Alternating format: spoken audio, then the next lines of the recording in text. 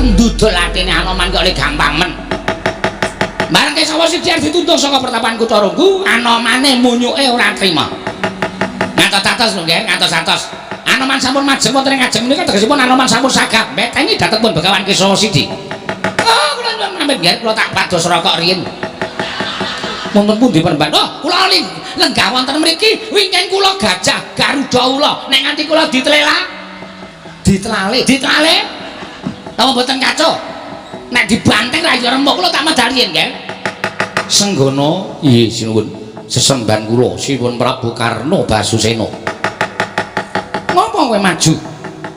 Banjur kowe merpeki kalawan lenggahing nalindring ngawangga. Nyuwun pangapunten. Sakawit kula sampun matur bilih kula menika siswanipun Begawan Kesawa Sidi. Mila menawi wonten satunggiling priyagung sinten kemawon ingkang badhe damel cintrakanipun sesembahan kula Begawan Kesawa Sidi, katentremanipun pertapan Kutarunggu ing Arga Kutarunggu menika wonten astanipun Anoman. Kula boten badhe mawas menika sinten pepunden menapa menika kasih kula warga kula piyambak menapa tiyang bengkanane. Menawi saya namung badhe damel geger kertapan Kutarunggu, kula nyuwun pangapunten, kula ingkang boten trima. Lho kok sik? Lah nek kowe ora trima apa kowe arepane karo Narpati Basukarna? Nyuwun pangapunten, Anoman menika mboten wedi kaliyan sinten-sinten. Matur kula menika ngadeg jejeg wonten ing garising bebener, sampun malih kok wujuding titah dewa mandhap kemawon kula mboten badhe lirip. Bagus. Yen ngono cetha, Kesawa Sidi dibeteni karo Anoman. Yen ngono bakal tak temtokke sarta ditonton antaraning Narpati Basukarna Senopati Negara Ngastina karo Senopati ning Prabu Rama Wijaya mbiyen menang sapa? Mboten wonten iki papanipun tiyang netre kadidayan. Kula tri medal Jawi. Golek papan sing jembaran.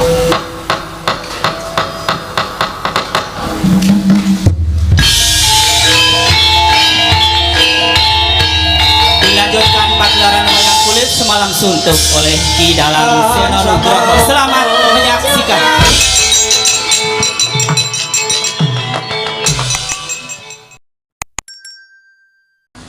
Sowan kula tansah pinawinganing kawidadan liring Sambikala Durga Mendhak Kala Sirna namung kepareng kula ngaturaken sembah sumangga ping pangabektinipun ing abdipun Senggana kunjuk ngersa paduka Penemban Sang Begawan Kesawa Sidi.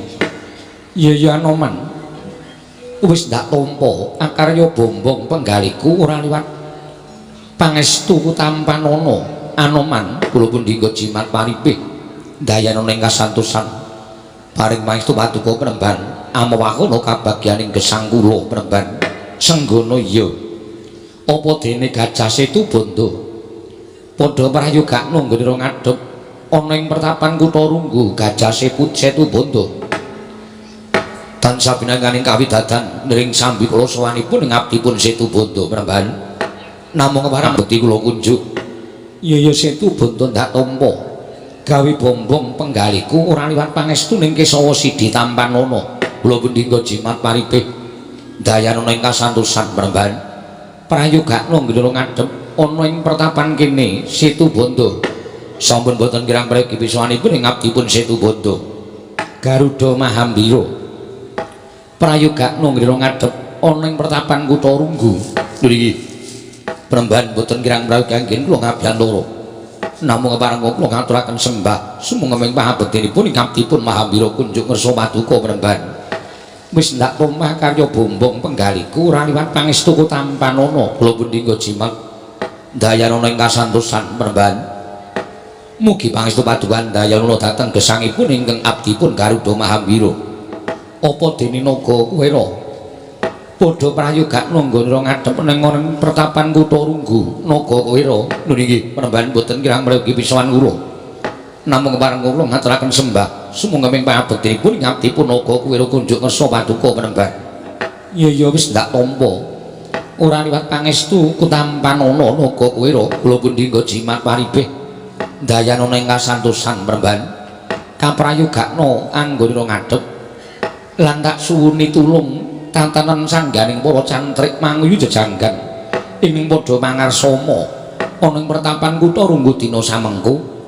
Aja nganti ana ingkang padha saur manuk ingsun diambabarake wigati ning pepanggihan ana ing jroning pecrabaan kene naga paduka dawuhaken badhe kula candhi nggo jimat Penemban Kesawa Sidi. Senggana Anoman wonten timbalan Pramban. Satemene wiwit sira sowan ngabyantara ning Kesawa Sidi ana ing pertapan Kutha Runggu. Sayektine kagiat lan kebak ing pitung nggone ingsun mitung lawan kahananira Senggana. Sabat yen to diitung babakan nggone ulah puja, ulah pinandhita luwih dhisik Senggana tinimbang Kesawa Sidi. Anoman, sira kuwi wis dadi pandhita ning Kendali Sada, akeh cantrik sarta siswamu ingkang padha mangarsama ana ing Kendali Sada. Mongko nyatane dina samengko tumuli sira sowan ana ing pertapan Kutha Runggu, munjuk atur kelawan Kesawa Sidi untuk pengin suwita marang Begawan Kesawa Sidi. Senggana,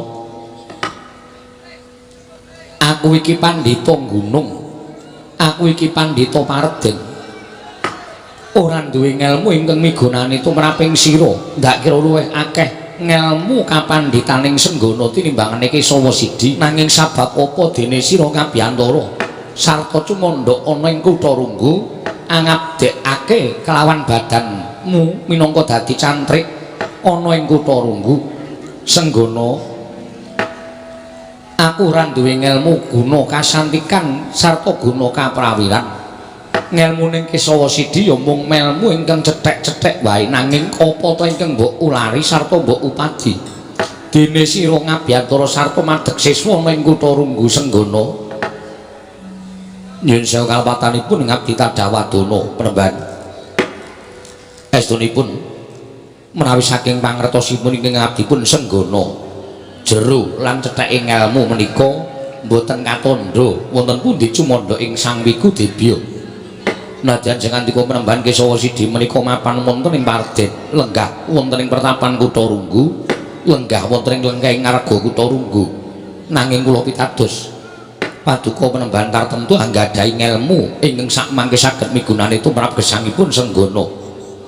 Tuwin kula nggadhahi pangertosan tiyang ngudi ngelmu gayuh undhaking kawruh ngudi wuwuhing ngelmi menika boten katandha kaliyan derajat pangkatipun. Miwah boten katandha kayan yuswanipun ingkang nedya ngudi ngelmu. Nadyan sampun keladuk yuswa, nadyan sampun sepuh, nanging menawi tasih saged tumangkar pamikiripun saged ngumrembyahaken asta jumangkahaken suku. Ngelmu menika boten winates umur, anggenipun ngupaya undhaking ngelmu. Mila saking menika Pramban gandeng kula menika ngrumaos sinadyan sampun madhep brahmana parandene tasih kutung landhep dengkul nalar kula. Mila pendak-pendak wonten satunggiling brahmana ingkang kalukengrat tartemtu kula mboten badhe kendhat anggenipun teng dianecep ngelmunipun pandhita menika kala wau kalebet paduka Pramban menika nadyan nembe kemawon madhep brahmana wonten ing pertapan Kutha Runggu karo nuwun sewu nanging gadah siswa ingkang semanten kathahipun turta kabiyawara hanjayeng bawana kabar swebar angebaki jagat bilih wonten pandhita ingkang cumandha wonten ing arga Kutha Runggu ing keparab Begawan Kesawa Sidi. Mila tulumeleng kula kaliyan kadang kula Bayu kraya-raya sowan wonten lengkeng arga Kutha Runggu ingkang wigati nedya ngisep dhateng ilmunipun paduka Sang Pramban Kesawa Sidi Pramban. Apa ingkang ndok aturake mawapan kepara nyata Senggana nanging tumrap Begawan Kesawa Sidi apa ingkang bakal ndaturake marang sira Anoman sayekti miturut Kesawa Sidi mengkone bakal ora ana gunane sabab kawruhku ya mung kawruh lumrah wae, ngelmu ning Kesawa Sidi ya mung ngelmu lumrah wae Anoman. Mara gage ingkang sira durung ngerti takokno, lamun Kesawa Sidi mangerti mesti bakal ndak wangsuli. Nanging yen to aku ora mangerteni sing gedhe pangapura mujer jenenge menungsa ngono ora sampurna. Winates kalawan ngelmu sarta uriping menungsa kuwi dhewe Senggana Pramban. Estunipun sampun marambah makaping-kaping kula menika suwita dhateng satunggiling brahmana ingkang mestinipun saged sarta kula kinten saged damel pepadhang manah kula.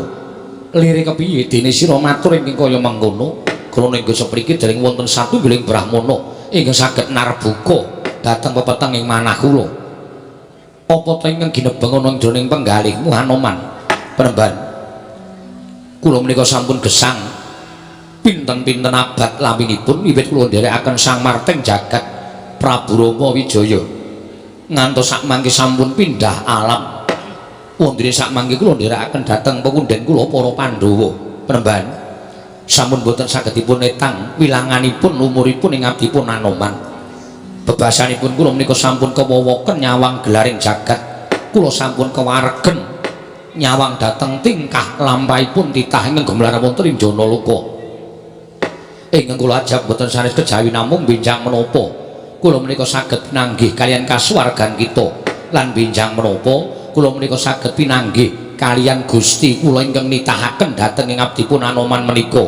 Lamun aku mbok keparengake menehi wangsulan marang sira Senggana, apa kira-kira kowe sagu nampa? Menika ingkang kula ajeng-ajeng Penemban. Inggih menika ingkang kula ajeng-ajeng rinten pantaraning dalu saged paduka Penemban anitik benjang menapa kula menika saged sowan dhateng ayunanipun Gusti. Krana kula menika sampun kewaregen gesang wonten ing alam padhang menika Penemban. Wonten timbalan Situ Bondo wonten dawuh Penemban Mahambira lan Sira Kuwera. Wonten dawuh. Wonten dawuh Penemban. Mbok menawa kapa dadi aturku iki mau sayekti ora mung migunani tumraping Anoman nanging kejaba saka kuwi uga migunani tumraping uriping Situ Bondo Mahambira apa dene Kuwera. Senggana wonten timbalan lamun sira tambuh babakan yuswamu kuwi tekan besok kapan nadyan upamane sira kuwi nganglang jagat nyowani sangganing para pandhita resi winasih Siwa Sugata ndak kira ora ana ingkang bisa menehi keterangan besok kapan rampung uripe Anoman ning alam padhang. Jalaran sing jeneng wong tumitah ning Madyapada kuwi ingkang nyekel kodrat lan pesthi ning titah mau mung siji ya kuwi Gusti kang kakarya jagat ya mung Gusti kang kakarya loka. Mulyan to nganti ana pandhita ingkang bisa ngandhakake uripmu tekan besok kapan. Siji, aja nganti mbok percaya. Loro, anggepen pandhita mau sawijining pandhita ingkang sayektine dudu resi ingkang resik njaba lan jerone. Inggih, mekaten Penemban. Nanging kejaba saka kuwi aku bisa menehi keterangan. Senggana, ucapmu ingkang mangkono mau sayekti yen bisa aja mbok baleni. Atur kula ingkang pundi Penemban? Pendak-pendak kowe ketemu pendhita kowe takon patimu besok kapan. Pendak-pendak kowe ketemu Brahmana kowe mesti nyuwun priksa uripmu tekan sok kapan ku yen bisa aja mbok baleni meneh. Jalaranipun menapa? Sabab nadyan namung wujuding pitakonan nanging ukara ingkang miyos saka pangandikamu mau sayekti padha karo sira ngepal marang panguwasaning dat kang murweng dat. Sira ora percaya marang panguwasaning Gusti Yang Karya Loka. Senggana tuladhane akeh wong lara ingkang kepengin nyuwun waluya nirmala temajati, akeh wong lara sing sambat sebut karo sing gawe urip nyuwun supaya waras sarta nyuwun supaya diparingi umur panjang. Nanging sabab apa? Dene sira kanugrahan umur dawa, lah kok malah teka ngresula njaluk kepengin tekaning pati. Sing jeneng siji pesthi, loro jodoh, telu tibaning wahyu kuwi ngasta marang garising kang maha nasa. Senggana kuwi uripe pirang taun kuwi ana panguwasaning Gusti Kang Maha Suci. Situ Bondo kuwi uripe tekan pirang taun kuwi uga ana panguwasaning Gusti Kang Karya Loka. Kabeh tumitah ning jagat ingkang aran menungsa mau diasta dening panguwasaning dat kang murweng dat. Dene ana upama pandhita resi gedene ulah agama ingkang iso mbatang uripmu tekan sok kapan aja mbok percaya sabab padha karo wong kang wani mbatang uriping wong liya mau sayekti kuasane kaya ngembari marang panguwasaning sing gawe urip. Inggih Penemban menawa ing sampun paduka dawuhaken badhe kula estokaken Penemban dene ingkang loro sejatine urip ana ing alam padhang mau mung telung perkara Senggana. Lair netepi kewajiban, katelune mati. Lair wong urip ana ing alam padhang mesti nadang linairake lumantar guwa garbaning ibu. Wondene ibu mung minangka lantaran lairing titah semantah dene ingkang menehi urip mau sayekti Gusti Kang Maha Nasa. Mula uriping jabang bayi mau wis pinesti marang kodrating Wang Maha Nasa. bejo cilaka bungah susah sugih miskin jejabang ingkang linairake ana ing alam padang mau kodrate wis diasta dening panguwasaning dat kang murweng dat nanging menungsa kinantenan akal pikiran sayekti mungkin arya hambudi daya wondene pambudidaning menungsa ewadene ora dikeparangake dening panguwasaning Gusti anane mung sarwa sumarah marang pepestening Hyang Maha Nasa Anoman mekaten peremban ingkang sabanjure netepi kewajiban wong urip ning alam padang mau duwe kewajiban dhewe-dhewe ana ingkang dadi pandhita kaya aku ana ingkang dadi satriya kaya sira ana ingkang dadi nalendra ana ingkang dadi nayaka ana ingkang dadi senopati kabeh linakonan kanthi becik kabeh kudu dilakoni kanthi tuwajuh aja nganti ana panggresah sartaning panggresula sabab wong kang netepi kewajibane mongko nganggo panggresah-panggresula sayekti uripe ora bakal katarima dening panguwasaning dat kang murweng dat tegese nggone netepi kewajiban mau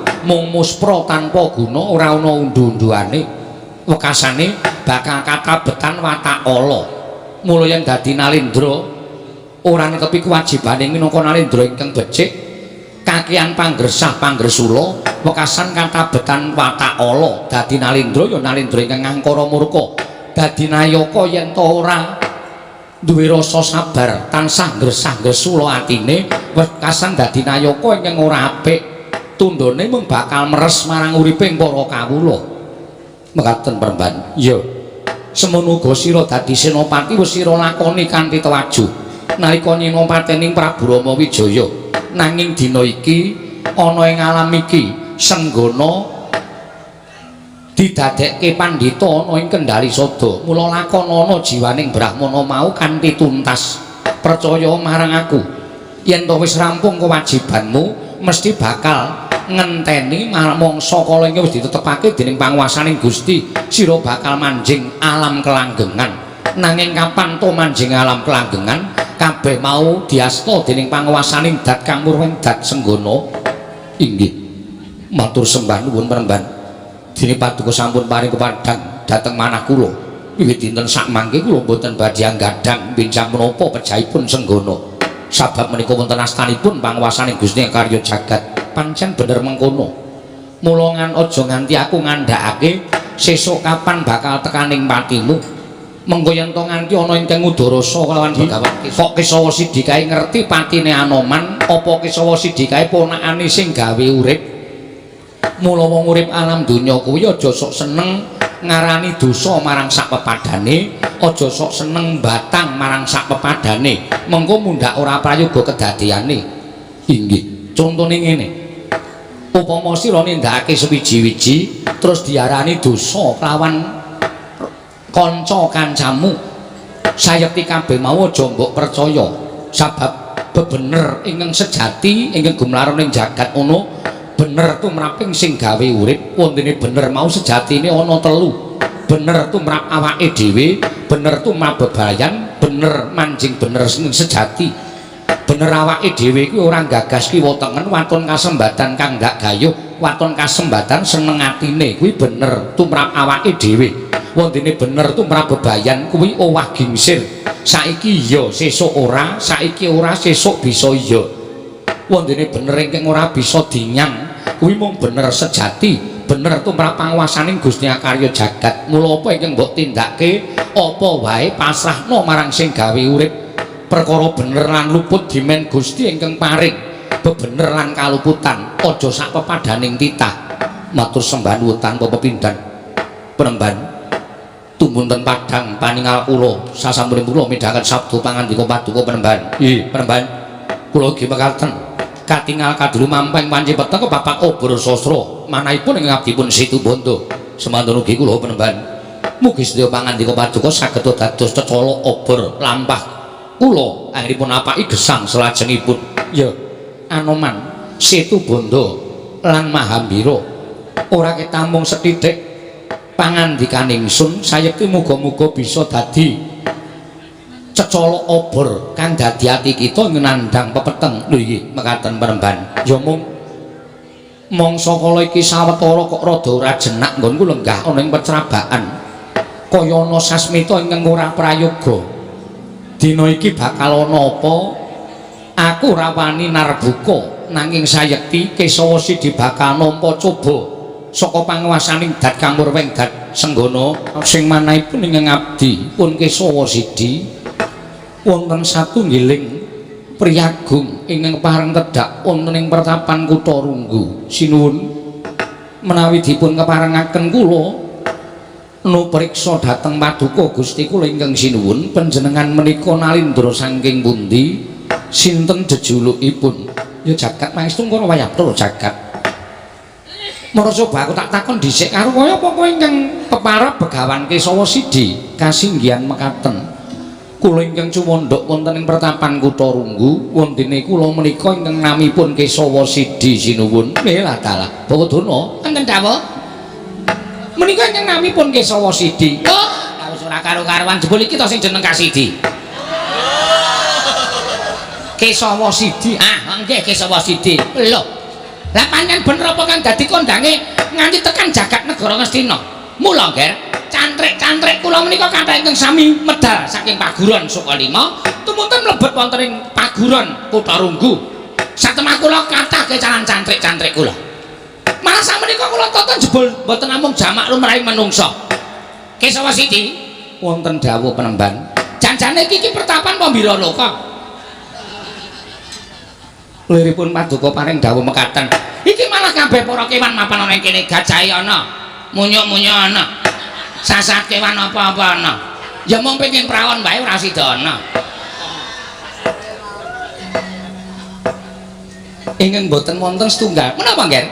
Kuda. Ah, menika kula ingkang gadah, Nger. Panjenengan menika aneh-aneh. Ingkang wingking menapa ingkang peparab Begawan Durna? Aku Durna. Pendhita kondang manyor-manyor. Jagat ingkang kebrebeken marang kumandhanging Begawan Durna. Ora ana pendhita sing ngungkuli kondange karo Begawan Durna. Ya mung aku sing kondang manyor-manyor. Inggih, inggih. Kowe Kesawa Sidi. Kasinggihan mekaten meremban. Ah, ya bener-bener. Kowe ingkang cumandhak ning pertapan Kutha Runggu kene Kesawa Sidi. Kasinggihan mekaten meremban. Oh iya. Nger tumunten kadhawuhna kemawon enggak ceket kemawon mangke mindhak kedangon amargi menawi ngantos sak mangke Paduka mboten daya-daya paring dawuh mangke mindhak Kesawa Sidi menika ngumbar daya kasantikan guna kanuragan panjenengan saged malih paningalipun awit saking gendamipun Kesawa Sidi. Inggih Bapak Penemban Ratu Lunggang Langkung Prayogi kula badhe ndangu kaliyan pun Kesawa Sidi. Inggih kula semanggaken Kesawa Sidi wonten dawuh sinuwun tepungake aku Narpati Basukarna.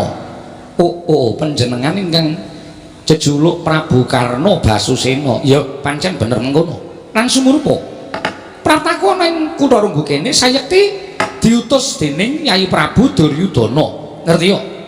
Lamun sejatine lenggahmu ana ing pertapan Kutha Runggu kuwi duwe keluputan pirang-pirang. Keluputan tumrap Nalindra Ngastina dene kowe mapan ana ing wewengkon kebawah keperintah negara Ngastina. Kutha Runggu kene kebawah keperintah negara Ngastina. Ning kowe ora njaluk ide palilahing Ratu Ngastina. Kuwi keluputanmu ing angka 1. Inggih. Ingkang angka 2. Luputmu apa to sababe Nalindra Ngawangga diutus dening Kyai Prabu Duryudana supaya sapejagong kelawan Kesawa Sidi. Luputmu ingkang angka 2 kowe wani mulang sarta maringake ngelmu marang cantrikmu ing mekasan ngertiya akeh kawula Ngastina ingkang padha badal dawuh Kyai Prabu Duryudana mung padha lunga saka negara Ngastina banjur suwita marang Kesawa Sidi ing Kutha Runggu. Kang mangkono kowe bakal gawe ringking negara Ngastina sabab kowe wis malih paningaling para kawula padha ora percaya marang Ratu Ngastina ning percaya marang peperintahaning Kesawa Sidi. Inggih sinuwun. Namung kula nuwun sewu.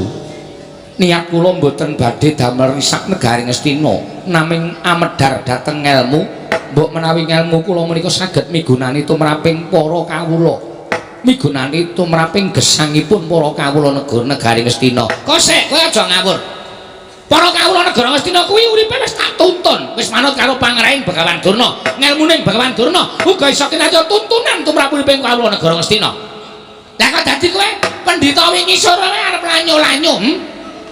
Kowe pendhita wingi sore durung buntas kawruhmu kowe madhep Brahmana ing kutha Runggu nyebar kawruh kasampurnan nyebar kawruh ingkang iso malik paningaling para kawula negara Ngastina wekasan padha ninggalake negara Ngastina terus do suwita marang Begawan Kesawa Sidi yen diukur perkara ngelmu jane ngelmumu kuwi durung sakuku irenge karo Begawan Durna inggih nyuwun pangapunten Panembahan ora mung cukup pangapura kowe wis ngisen-isenke karo Begawan Durna kowe wis ngina karo Begawan Durna kowe wis ngasorake ya kuwi pamulangan Sukalima maka Sukalima ki pamulangan wis kondang kawenang-wenang entuk akreditasi A ora mung pertapan biah-biah ora mung pamulangan biah-biah ora mung lingkup seputaran negara Ngastina kabeh wis padha ngerti to Begawan Durna kuwi pendhita sing pancen ngelmune dhuwur tenan mula akeh sing padha suwita marang Begawan Durna nah saiki muridku suda mergo kalah pamor karo Kesawa Sidi coba aku tak takon karo kowe janjane apa to sing tok wurangke iki apa kok dadi kewan-kewan barang ki padha tekan kene lho iki ora pangling malah sik sariman barang nang kene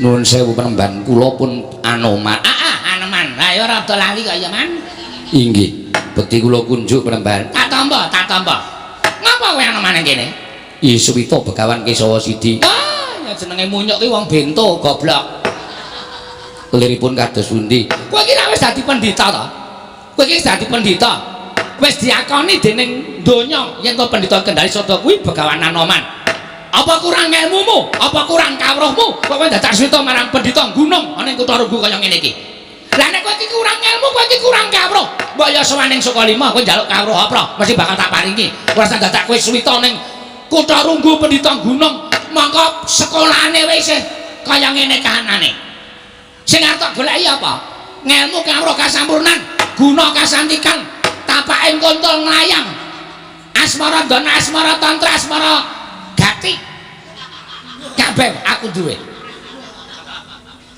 inggih namung wonten bab ingkang badhe kula cecep saking ilmuning Begawan Kesawa Sidi lho nek mung perkara nyecepe aku ki kulina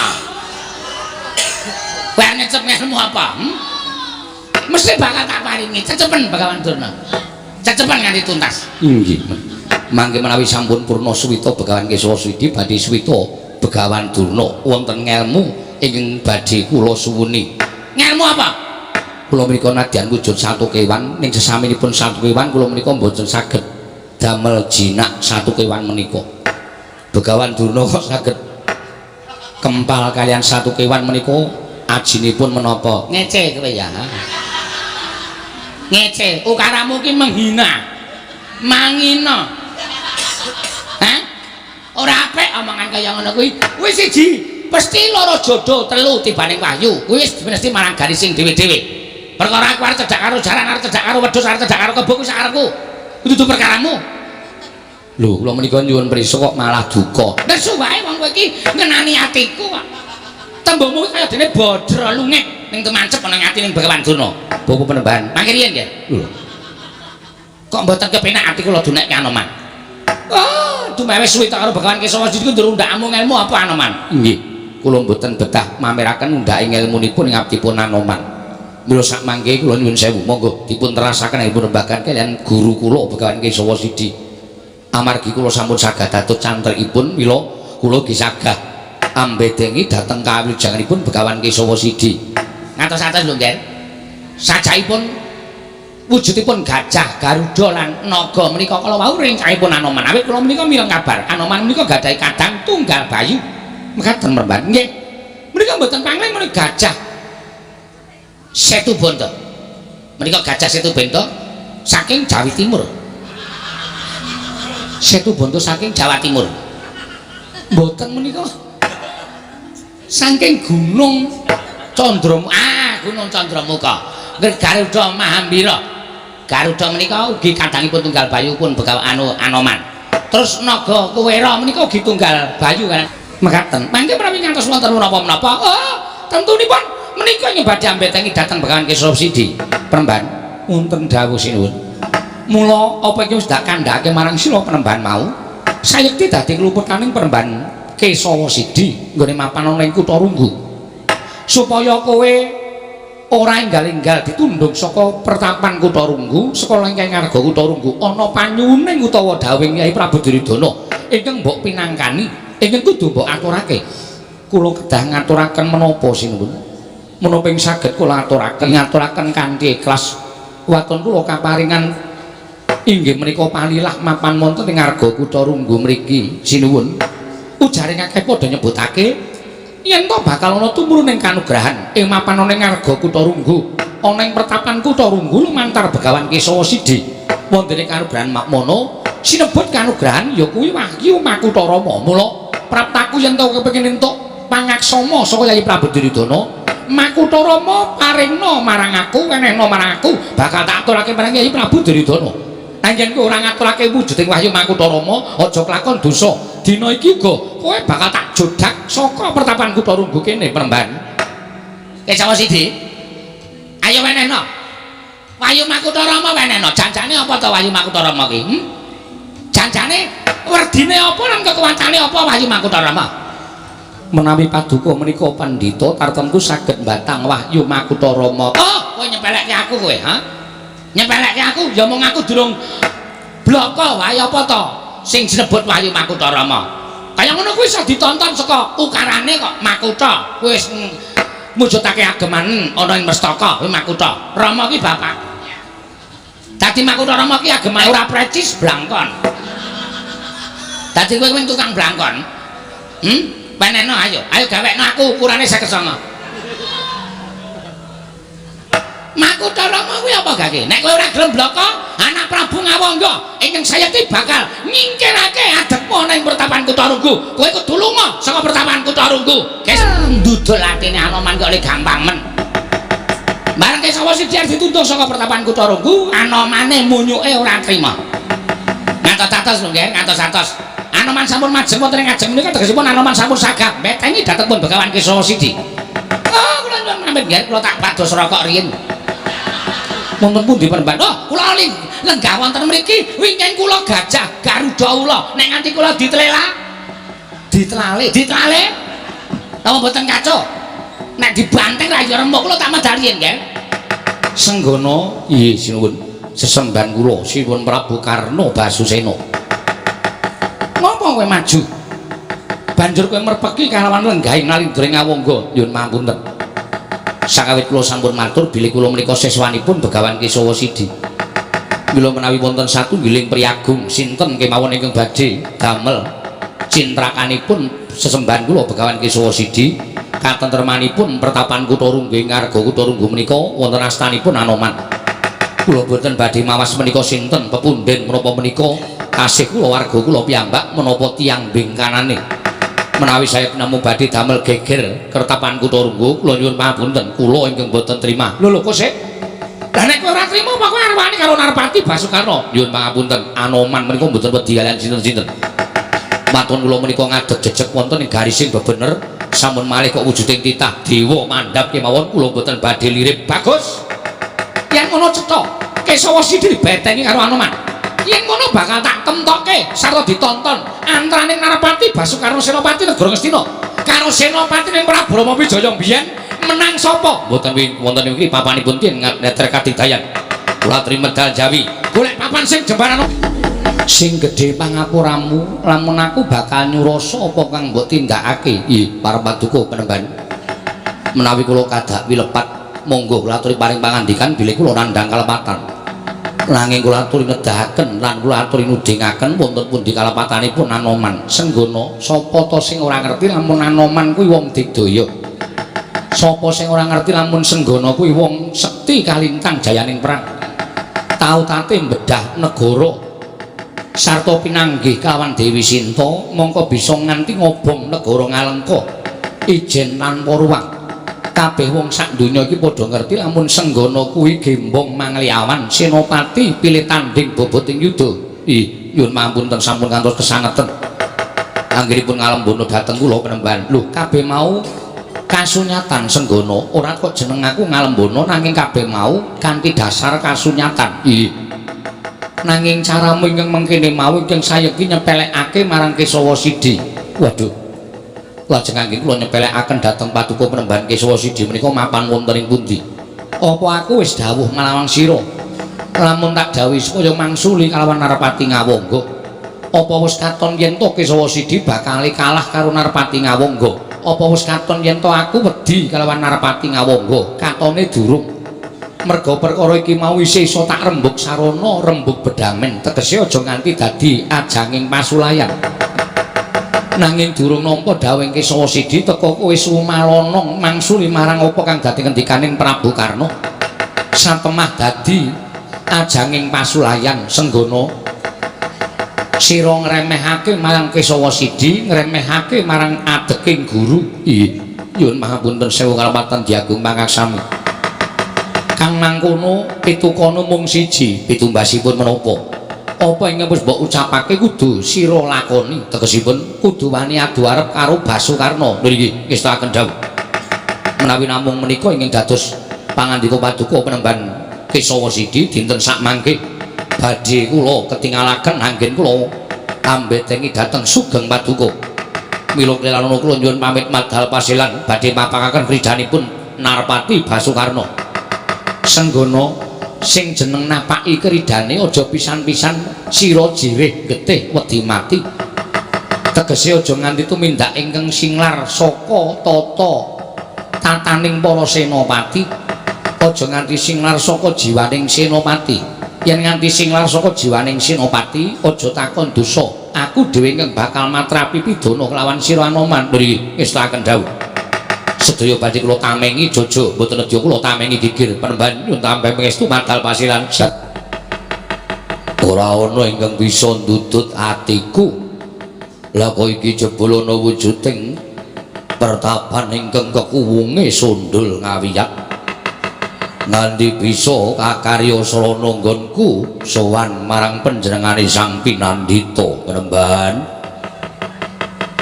kowe sapa Penemban? Nuwun sewu Raden, menawi paduka dangu kaliyan kula. Kula ingkang mapan wonten ing Arga Kutharunggu, wonten ing pertapan Kutharunggu wonten ingkang sudi mestani kaliyan kula pun Begawan Kesawa Sidi.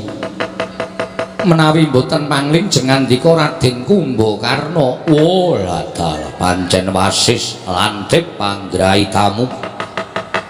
Nadyan aku wis wujud badan sukma nanging kowe iso ngerti kelawan aku Penemban.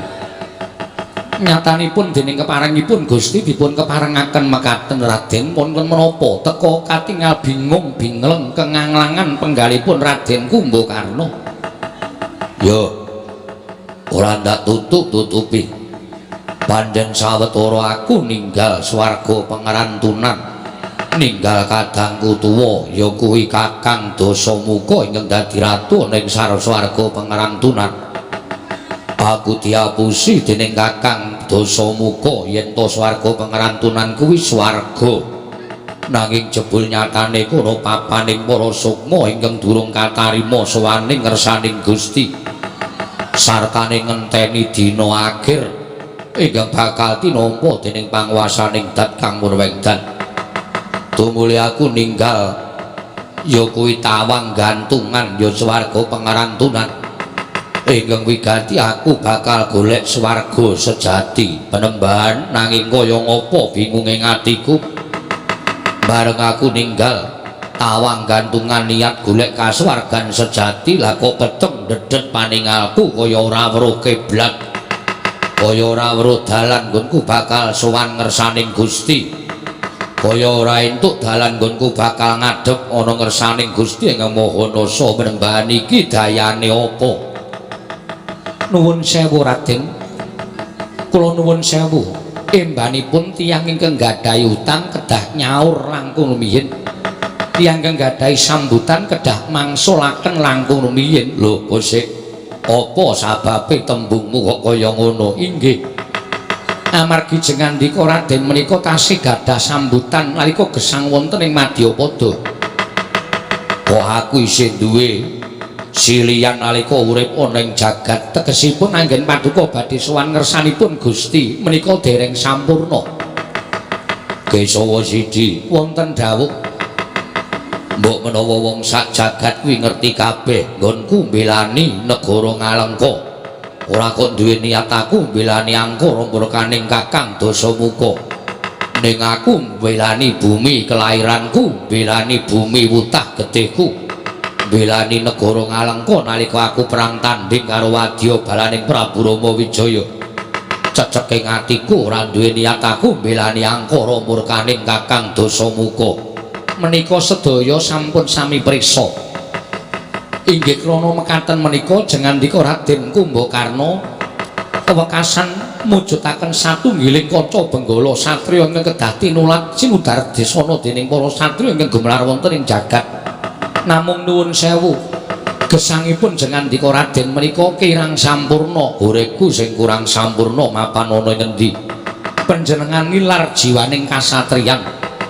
nggonku ninggal jiwaning kasatriyan menapa paduka supe panjenengan namung katrem anggenipun ulah tapa mongko nglampahi tapa nendra ngantos pinten-pinten wulan laminipun panjenengan boten gatekaken dhateng negari panjenengan boten gagas dhateng para kawula panjenengan boten maelu dhateng jiwa kasatranipun Raden Kumbakarna mongko jiwaning kasatriyan menika kedah memayu hayuning jagat memayu hayuning para kawula miwah memayu hayuning negari gesangipun para kawula mboten maelu bab kasatriyanipun jengandika Raden Kumbakarna piyambak mila mboten aneh menawi dedusan ingkang panjenengan sandang kanthi lampah tapa nendra menika kala wau angrendeti lampah jengandika Raden anggenipun ngupaya swarga sejati menika jalaran tiyang tapa brata menika panci dipun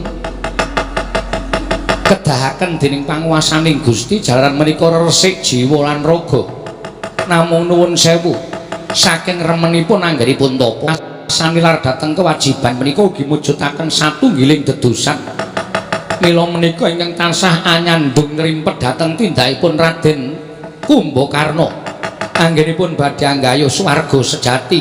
Waduh penemban apa ya bakal ora entuk swarga nggonku bakal anggayuh sowan ngersaning Gusti ngakarya jagat mila kedah dipun saur rumiyin jaraku nggonku nyaur panjenengan kedah tumimbal lair malih wonten ing alam padang tegesipun kasuwargan paduka kedah manjalma dhateng satunggiling titah ingkang ugi jiwa satriya ingkang kedah ngrampungaken kasatriyanipun menika Raden. Banjur menyang endi nggonku bakal goleki titah ingkang bakal dadi sarana uripku meneh ana ing alam padang. Nuwun sewu kula mboten wantun matur sebabe apa. Jalaran menika sanes wewenang kula. Sapa ingkang duwe wenang ngandhakake sapa ingkang bakal dadi kasuwarganku? Ingkang rayi inggih menika Raden Gunawan Wibisana tasih sugeng. Lho, Gunawan adhiku isih urip. Tasih Raden. Mapan wonten ing pertapan Candramanik peparab Begawan Gunawan Wibisana. Monggo kula aturi sowan wonten ing pertapan Candramanik andangu dhateng ing rayi mbok menawi menika ingkang dados salaran paduka saged pinanggih kalian kasuwargan paduka Raden Kumbakarna. Gusti paring pacoban tumraping Kesawa Sidi bejane aku bisa nglakoni pacoban mau kanthi tuntas. Setu Banda wonten dawuh Mahambira wonten timbalan Naga Kuwira wonten dawuh penemban Budarna para cantik kang padha seba gandeng wis wanci bedhug aku nedya munggah ana ing sanggar manembah ngersaning Gusti wanci bedhug tengange ewang-ewang ana senggana aja kanthi para Kurawa wani gawe rusak pertapaning Kutha Runggu. Nono ngestaken dawuh nyuwun pamit madhal pasilan sing ati-ati aja kaya bocah cilik. Wah Anoman iki dasar para nyata Kartomarma. Ayo kowe mesti mbelani karo Adipati Basuwarna ingkang bakal aku mawani anjudak marang lenggahing penemban Kesawa Sidi Kutha Runggu. Aja nganti wong Kurawa napakake sikile ana ing laladan wewengkon Kutha Runggu mundak banger bacen asmaning penemban Kesawa Sidi. Wah ora-ora ban swaramu keparat ora minggat swarep aku menehi dalan para sata Kurawa nggon nyingkirake bekas kawan Kesawa Sidi kelakon ing kene marganing patimu Singalena prapting lalis kowe karto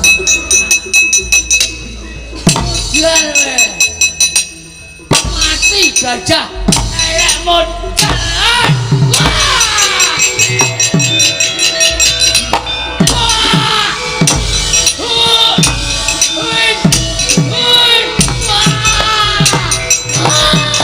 Kejaman Anoman saya tuwa ora saya ringkih ning saya digdaya. Kurawa bubar kula semanggaken Anoman kancane pirang-pirang ana manuk ana ula ana gajah kula semanggaken mati kula man golek tombo awak kula tatu arang keranjang. Slamet man. Kok slamet?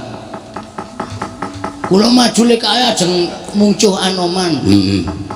Jeng metu gajah.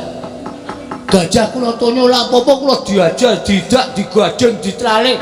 Kula mlayu man. Dioyak karo gajahe. Tak sawan kok gajahe mundur alon-alon Kula wuda. oh Wuda terus ngayang. Gajahe kula terus batine kok ana gajah cilik telaline cendhek. Mundur alon-alon.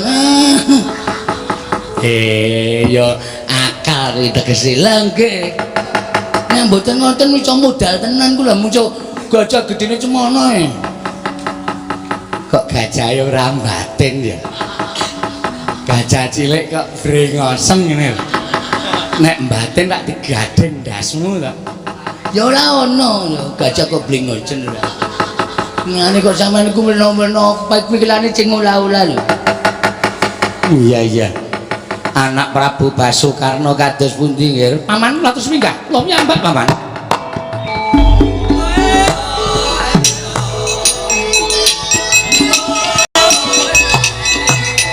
Pangaruh Narpati Basukarno.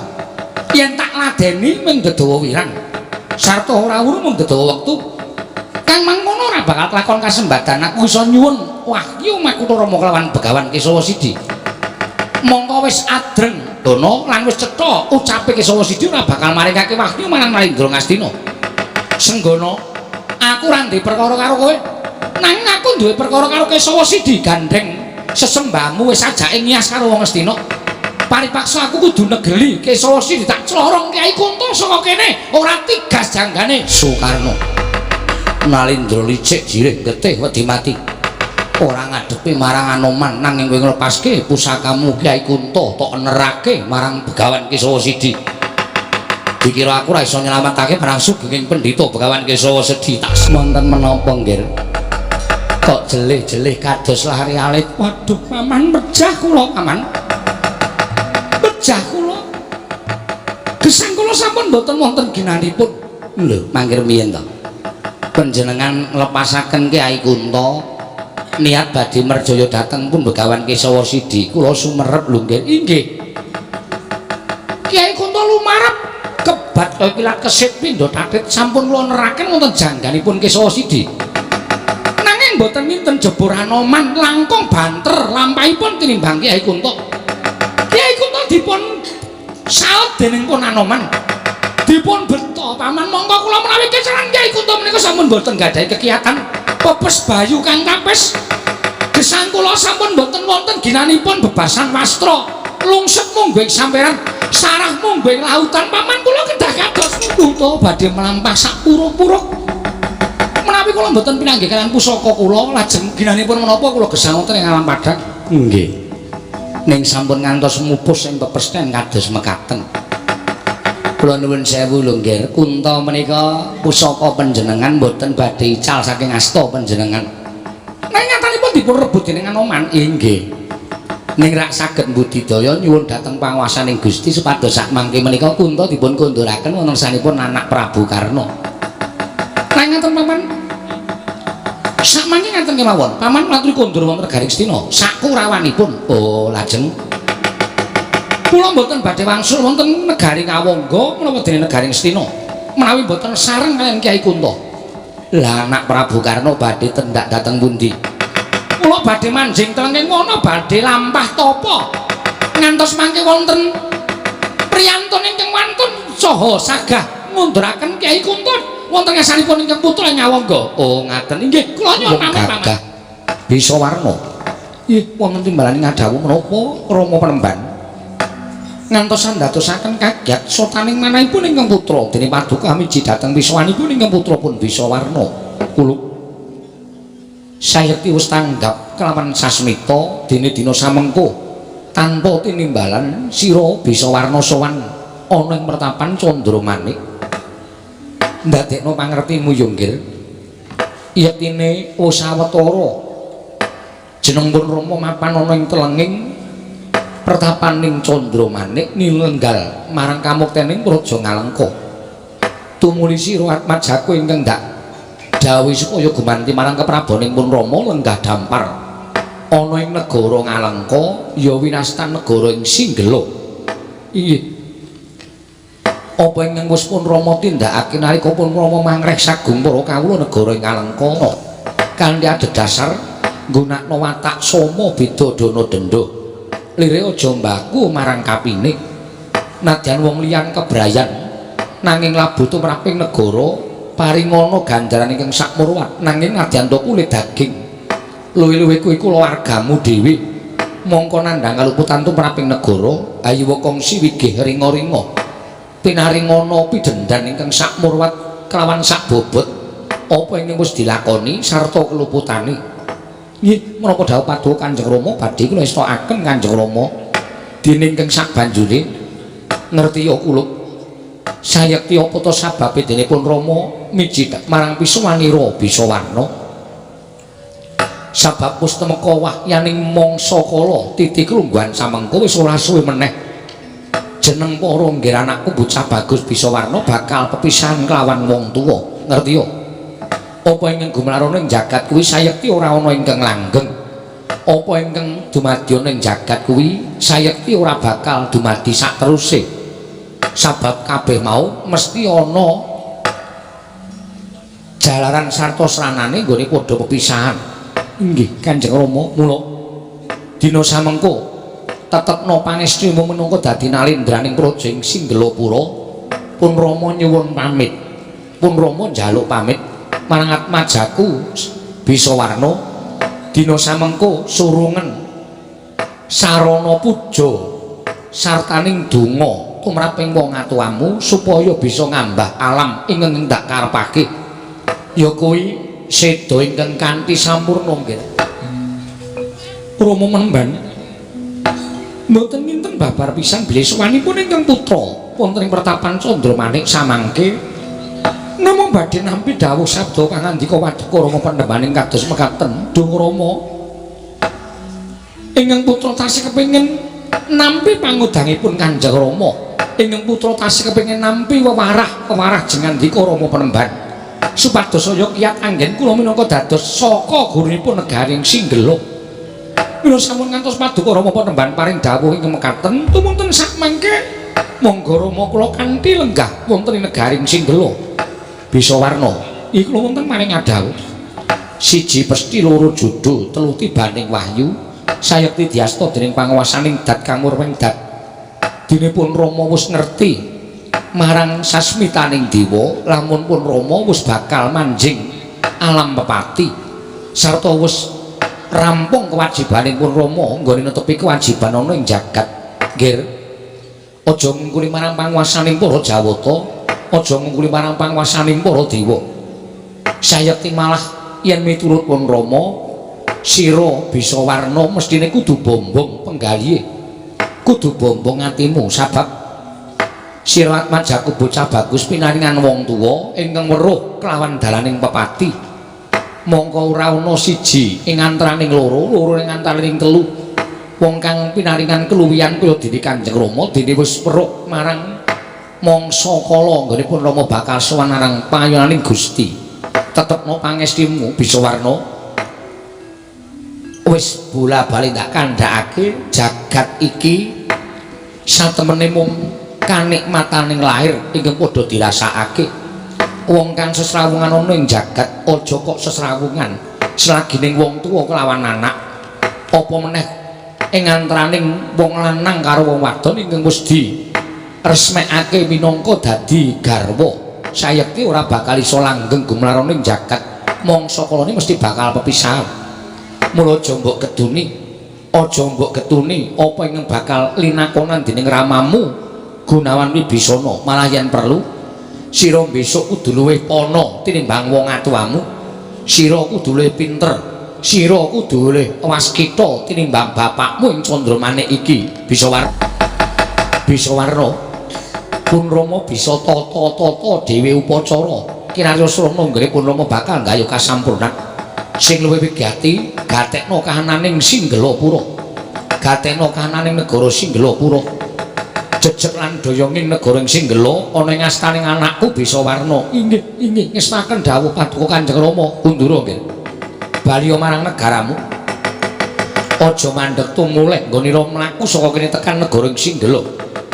Ora usah dadak mbok pikir kanane wong atuwamu, yekti mbok dongakake wae supaya bapakmu entuk kasuwargan jati. Nyuwun pamit tambahi pangestu. Adikku diadiku Gunawan. Ora ngira babar pisan yen to si Adi isih sugeng ana ing jagat. Gunawan, aku kadangmu Gunawan inggih badan sukma, aku dulurmu tuwa ing panglebur gongso.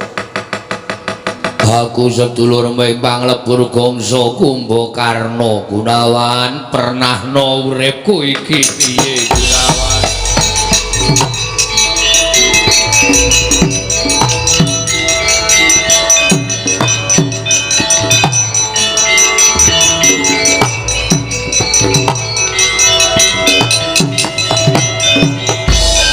Satri gumulung mangrempak ing wadya makirire ronanggana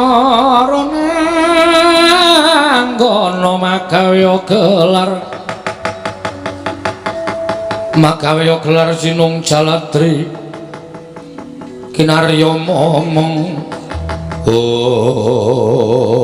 Iya Kakang Mas kula ngaturaken sembah pangabekti kula unjuk. Ya tak tampa gawe gedhening atiku.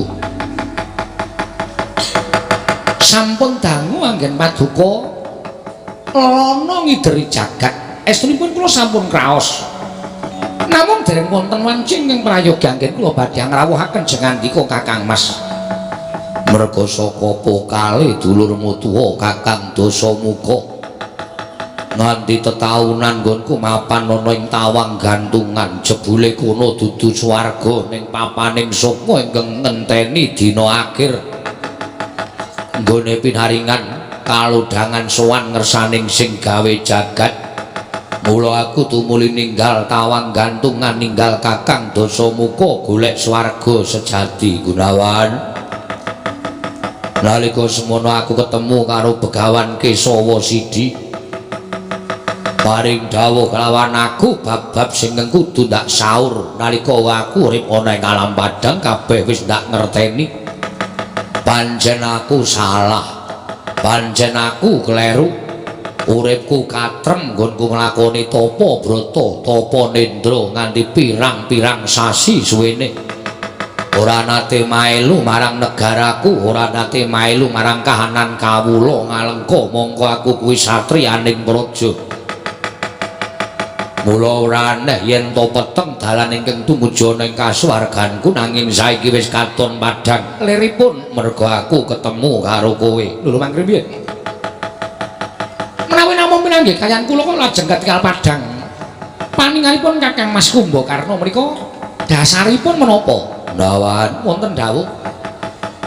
Merga wonten ngendikaning Begawan Kesawa Sidi sing njlentrehake apa sababe aku ora entuk kasuwargan. Merga aku kudu nyaur nalika aku duwe utang ana ing alam padang, sarana aku tumimbal lair meneh ana ing jagat, tegese ngemongi marang jagating satriya. Gunawan, sabdaning Begawan Kesawa Sidi sing ngerti menyang endi aku bakal manggih kasuwarganku mung kowe. Aja mbok tutup-tutupi. Mesakno aku kadangmu tuwa Kumbakarna. Gunawan, aku papanna ingkang prayoga. Kakang Mas, wonten madyaning wana Duryapura dinten sakmangke menika wonten satunggiling satriya ingkang lelana alas Duryapura. Inggih, dene satriya menika kala wau kekasihipun Raden Werkudara. Raden Werkudara mawi busana kampuh poleng Bang Bintulu. Monggo Raden Werkudara menika nuwun sewu ndugal kewarisan tegesipun boten saged basa dhateng sinten kemawon. Ciri gethekipun menawi unggah-ungguh tata krami tanpa beda kan Kakang Mas Kumbakarna. Ya, terus ing menika yang badhe nglunasi dhateng piyutangipun Kakang Mas Rono jengandika ngomong dhateng Raden Werkudara. Jaluk saipun. Kula sak sederek tumunten wal saking bebandaning jagat paduka Raden. Wonten menapa Raden perembahan ajeng lepat kula wonten men pundi dene paduka mentala ngrasul dhateng ing abdipun hawa nepsu sekawan cacahipun. Kula pun ingkang warni pethak ingkang winastan Soekardo. Kula ingkang warni kuning winastan pun Anuraga. Kula ingkang warni abrit kula pun Angkara. Kula ingkang warni cemeng kula pun Ludra. Ingkang sedaya wau sampun mapan wonten ing jiwa raga paduka Raden wiwit jengandika sampun saged ngulir budi miwah saged budidaya saha tumangkaring pikir sampun kelampah. Mrika tumuli kula sampun lirairaken wonten ing badan paduka Raden. Kula ingkang tansah ngaja-ajahi dhateng tumindak ingkang sae mila boten aneh menawi warni kula menika wujudipun pethak. Kula ingkang tansah ngaja-ajahi jengandika Raden supados drembuhanipun dedahar mila boten aneh menawi wujudipun kula menika kuning. Kula ingkang tansah ngaja-ajahi jengandika penembahan tumindak angkara murka budi candala mila werni kula menika wujudipun abrit. Kula ingkang tumindak tansah nguja hawa nepsu paduka Raden mila mboten nama mokal menawi cemeng warni kula Raden. Putih kuning abang lan ireng inggih wonten dawuh. Dina samengko aku wis ora merlokake kelawan nggonmu mapan ana ing raganing Prabu utawa penembahan Gunan Wibisana. Sabab titi wanci samengko iki aku bakal nggayuh pati ingkang sampurna. Mula aja nganti nyandung nyrimpet lakuning Gunan Wibisana. Kowe paripaksa ndak kipatake saka bebandaning jagating Gunan Wibisana. Golek dalan bali marang panyunaning Gusti. Dina samengko aku wis ora mbutuhake kelawan sira kabeh. Merga rasaku kudu menep. Aku kudu aja nganti kebondo apa wae. Menawi ngaten paduka Raden sampun mentala dhateng kula, ora jeneng mentala. Nek apan kudu kaya ngene lelakoning penembahan Gunan Wibisana. Mula kang saka kuwi Soekardo. Sartane Anuraga, Ludra lan Angkara ndak keparangake kuwi ninggalake marang Gunan Wibisana mapana ana ing alas Duryapura. Yen mengko kowe ketemu karo satria ingkang bagus kandhiraken para panakawan papat cacahe ya mung satria iki bakal bisa mbalekake asal mula bukamu bali marang mula. Mangke kula nyuwun pamit penembahan sewang-sewangan lampah lan kula ngaturaken panuwun dene sampun sawetawis pinten-pinten taun ngemong dhateng jagat paduka penembahan. Kula iki nyuwun pamit penembahan. Inggih penembahan kula nyuwun pamit penembahan kula nyuwun pamit. Soekardo Anuraga, Angkara lan Ludra sewang-sewangan laku ndak suwun mamuji wae entuk dalan kasuwargan sejati sarta moksa ingkang sampurna. Dinggo sesuk meneh kondur karepe-arep terus-terusan ora. Ya wis tak ra omong. Ha ngono kuwi ra. Kakang Semar. Kula Gus nampa sasmitaning jawata yen to dina samengko dewa bakal matedhakake kanugrahan kang aran Wahyu Makutarama. Wahyu Makutarama uga sinebut pepakem Makutarama. Mondene jawata maring dawuh yen to tumedhaking kanugrahan mau lantaran pandhita ing mangasrama ning Arga Kutarunggu ingkang peparab begawan Kesawa Sidi. Mula Kakang ayo derekno laku jantraning Janaka sowan ngersaning Sang Pinandhita. Janaka Nadya ngaut pepadaning Sang Wiku Debya ing Kutarunggu. Kakang Semar. Nangling-Gus, kowe ngaku sapa jenengmu, Gus? Kula dhisik ngaku Prajeka Endi Dedangga. Wah, rumasa sosor basane sing parat. Nang raten kebutuhan dudu buta berdua kalwaning ratu Gus aku Degya Kala Puspita aranku. Ya aku aran Anuraga. Kowe aran Anuraga ya dasar para nyata. Mburiku iki rada kelawan angkara kadang-kadangku kabeh. Angkati tak menyang ndi Den? Yen to tambu kelawan aku Raden Janaka. Raden Janaka. Ya Raden Arjuna. Ya Raden Arjuna. Ngetutake jumangkeng suku krenteke ngati. Ora ono wajud kudu bali. Ora ono gawe ora bali aku wong lumaku ndas buta karo janur kuning. Ndak sampar ndak sandung ripo nggo becuku tak pagas turika. Wani ngrajang marsane buta. Apamu sing tak wedeni? Kacir dhuwur kurang gedhe kula kurang duran canco alduka legane atiku. Aji Japa Mantra ora ana jamak lumaring satru mung batanging buta Artawalika dasar yak saka para sangka babar hopo undang Kanjeng langit kelam-kelam katon yaraken janging risang mawe gandrung kalau tak saos sabetke merpatan sumyar kawuningan kula menika sederekipun kadang kula tiga ingkang sampun wangsul dhateng asal mula-mulanira mugi andadosna ing kawuningan ing mekaten Raden sampun ngantos jengandika amisahaken kula kaliyan kadang-kadang kula aturi amusti wujuding pusaka pangruwatan supados kula ugi saged nusul dhateng kadang-kadang kula wangsul dhateng alam mula-mulanipun ing ngabdipun Sukardo Raden